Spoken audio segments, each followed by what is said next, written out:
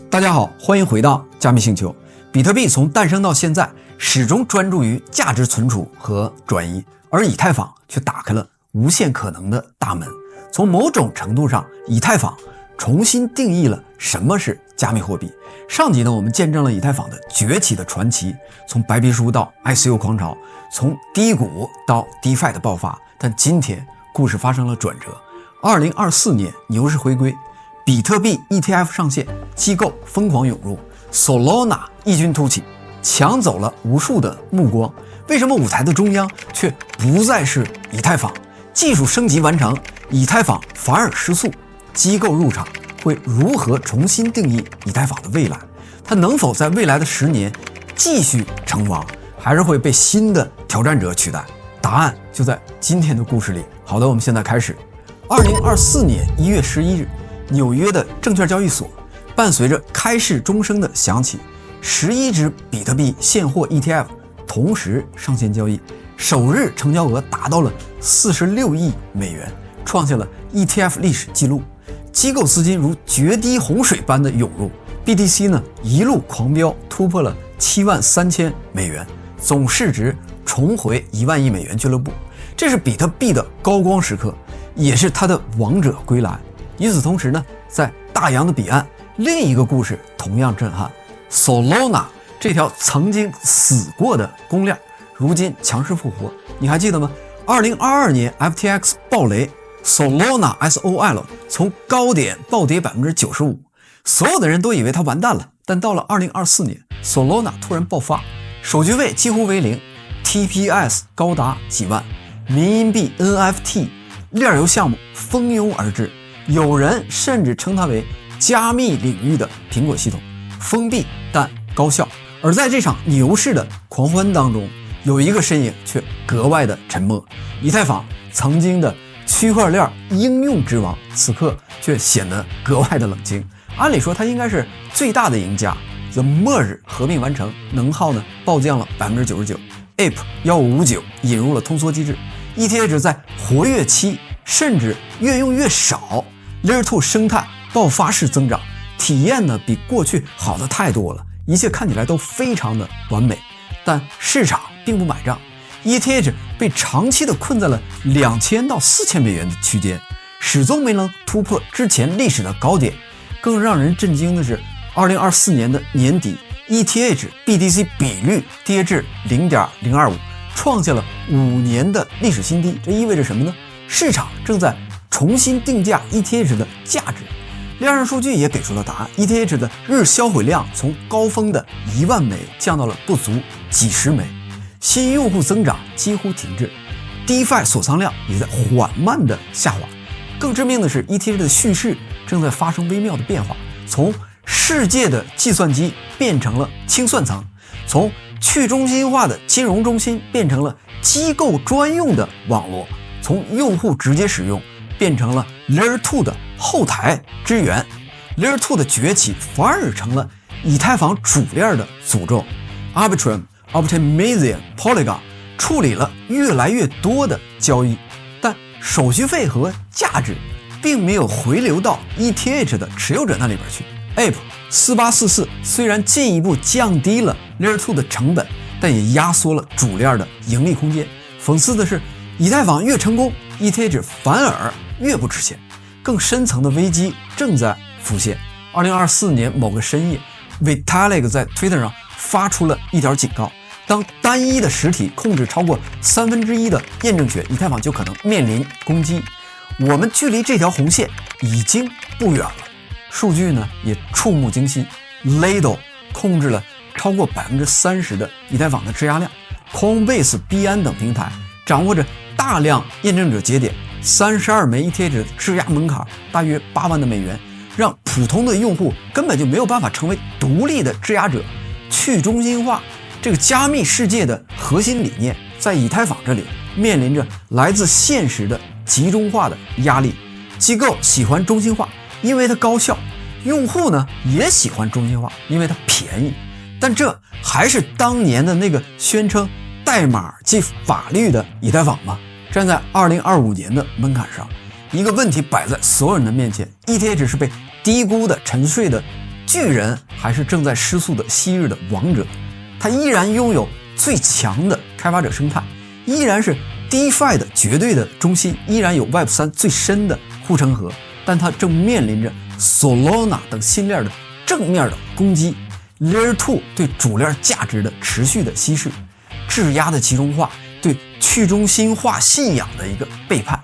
这一次呢，以太坊还能不能像过去一样有一个华丽的转身，还是说王者的时代真正的已经过去了？答案或许就藏在接下来的故事里边。2024年3月13日，全球所有以太坊的节点再次迎来一个历史性的时刻，区块高度8626176，一个代号为 Duncan 的升级悄然激活了。大多数用户甚至都没有感觉，但在幕后一场真正的成本革命正在发生。新登场的主角叫做 Blob， 名字呢听起来很不起眼，但它的威力远远超过预期，升级效果几乎是即时生效。第二天 Arbitrum 的用户惊讶地发现，原来30美分的一笔的转账费用竟然突然降至到了2美分。 Optimism Polygon 也是一样，手续费直接暴跌 90%， 高速公路修好了，车道呢也变宽了，收费更低了。开发者们一拥而上，开始活跃的测试，部署新的功能，链上的交易量也短短的几天飙升了 300%， 社区欢呼一片。 Layer 2的时代终于真正的开始了。但兴奋过后呢，一个更深层的问题浮现了出来。路修好了，可是车还是那几辆车，用户还是那批用户。真正的问题不是基础设施，而是杀手级的应用在哪里。而几乎在同一时间，华尔街悄悄开启了另外一场实验。Bitmain 一家传统的比特币的挖矿企业突然宣布将 25% 的现金储备转换为 ETH， 紧随其后的 Sharplink Gaming 也加入了，不仅买了 ETH， 还开始大规模的质押。 CEO 呢在财报会上甚至直言，这是我见过的最好的企业资产，既有升值空间，还能够带利息，这是全新的企业理财逻辑。比特币是数字黄金，只能存储价值， ETH 呢是生息的资产，你放着就能够自动增长，年化 4% 到 6% 的质押收益，对持有大量现金的公司来说诱惑非常大。市场呢也迅速做出反应。2024年的夏天， ETH 一路上涨，在8月份一度冲到4800美元，看起来以太坊好像重新找回了自己的节奏。但敏锐的分析师很快指出了问题，这波上涨靠的并不是生态的爆发，而是金融配置的结果。 ETH 变成了一个更好的债券，但离那个世界计算机的愿景反而越来越远。链上的数据也证实了这种担忧， DeFi 的锁仓量没有涨多少，新用户数量依然低迷，开发者活跃度也没有根本性的改善。这只是金融化的胜利，却不是应用化的成功。这场反弹表面上非常光鲜，内里却是空心儿。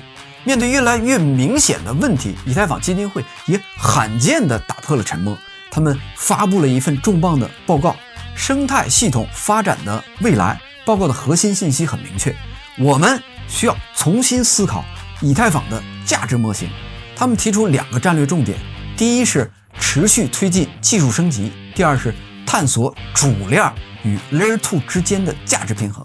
为什么要特别强调这个平衡呢？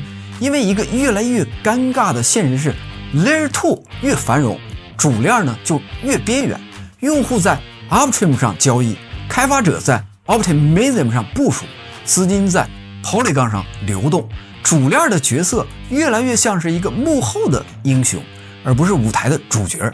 于是社区开始激烈的讨论，主链要不要向 Layer 2收保护费， MEV 收益要不要重新分配给 ETH 的持有者，是否应该引入新的分红机制。 Vitalik 在一次公开的问答当中坦言，我们正在经历一场前所未有的挑战，如何在保持去中心化的同时让主链不被价值稀释，目前还没有答案，但时间窗口正在迅速的收窄。如果不能尽快找到一个新的价值捕获的方式，以太坊可能面临一个悖论：技术上越来越成功，经济模型上却越来越边缘化。这场 Layer 2时代的价值的博弈才刚刚开始。2024年的年底，某场加密会议的 VIP 休息室 ，Vitalik 坐在一个角落里边，手里是一杯已经凉掉的咖啡，目光呢却锁定在台上那个年轻开发者的演示屏，屏幕上是最新的 Layer 2的技术。这个时候，一个投资人走了过来，问他：下一个10年，以太坊的机会在哪里？Vitalik沉默了几秒，缓缓地开口：过去10年我们在做理论，未来的10年我们得思考一件更难的事儿：如何真正的影响世界。这一刻，问题已经不再是技术了，而是想象力的极限在哪里？但想象力如果真的要落地，第一道门槛还是技术。区块链要从理想走进现实，必须先冲破眼前的天花板。第一战场，技术的极限突破。会议室的白板上写满了密密麻麻的术语：零知识证明、分片、账户抽象、状态压缩。目标只有一个，让区块链变得像互联网一样无感。想象一下，你在用一个手机的 app， 背后可能同时调用以太坊主链 Arbitrum、Optimism、Polygon， 但你完全不需要知道它们的存在。就像你在刷 TikTok 或在刷抖音的时候，根本不会关心服务器到底在哪个国家。多链协作、单链体验听起来很理想，但实现起来极其复杂。每一层的协议，每一个接口都要被重写，而且时间越来越紧。第二战场是应用边界的扩张。2024年某一个深夜，一位开发者在推特上写下了这样的一句话：我们花了10年的时间证明 DeFi 是可行的，但我妈还是不知道这玩意儿到底是干啥用的。这条推文呢，获得了3万个点赞。它击中了一个核心的问题：以太坊已经在金融实验中证明了自己，但它如何走进更广阔的现实世界里边去？未来它渴望承载的远不只是金融、社交网络、AI 联动、游戏与虚拟世界，甚至是公共治理与国家级身份系统。它要成为的是数字社会的底层设施，而不只是交易资产的引擎。但挑战也很明确，每一个新的赛道都有无数更专注、更灵活的对手在等着呢。第三战场是竞争者的围攻。Solana 的总部的办公室里边气氛非常热烈，日交易量再次超过以太坊主链，开发者数量快速增长，民营币生态空前的繁荣。他们不再掩饰自己的野心，我们就是加密世界的苹果系统，封闭但高效，体验优于一切。与此同时， Aptos、Sui 等新生代的公链也在用更先进的编程语言、更激进的架构，试图改变这场游戏的规则。他们传递的信号非常明确：以太坊的时代已经过去了，以太坊不再是唯一的舞台，必须重新证明自己不可替代。但靠什么去证明？第四战场，信仰的考验。去中心化这个加密世界的核心理念，在以太坊这里正在被现实的权力结构挑战。看数据， Lido 控制了接近30%的 ETH 质押，多数用户通过中心化的交易所参与生态。Layer 2的运营也集中在少数几个核心团队。2024年的一场开发者大会上，有人当场质问 Vitalik： 我们还是不是那个去中心化的以太坊？Vitalik没有回避，他的回答很坦率：去中心化不是一个终点，是一个永远在追求的过程。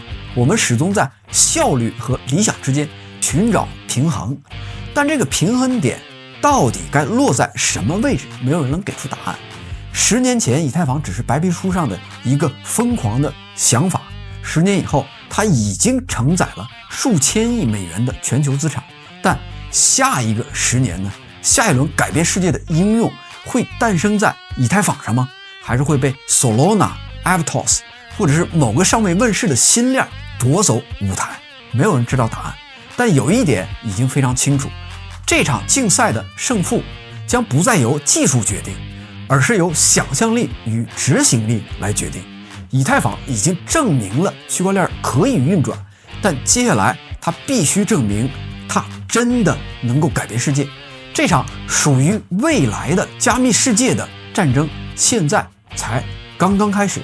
这个呢，就是以太坊10年的传奇，它改变了加密史，也正在被历史所改变。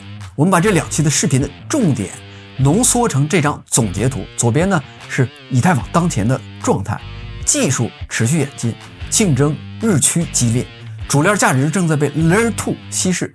右边是关键的观察点， Layer 2与公链的格局变化， ETH 质押逻辑与经济模型，以及保持长期的视角的重要性。当然风险也值得关注，技术升级的不确定性，去中心化面临的现实挑战。你怎么看以太坊的未来？它是被低估了，还是正在失速，正在被其他的链所替代？我们评论区见。 PS 本周5的加密故事会，我们将聊聊 Vitalik 这位以太坊之父的传奇人生。如果你觉得这期的视频对你有帮助，请点赞并订阅我们的频道加密星球，同时也欢迎加入我们的 Discord 社区吃瓜群众自治社。我们下期再见，谢谢，再见。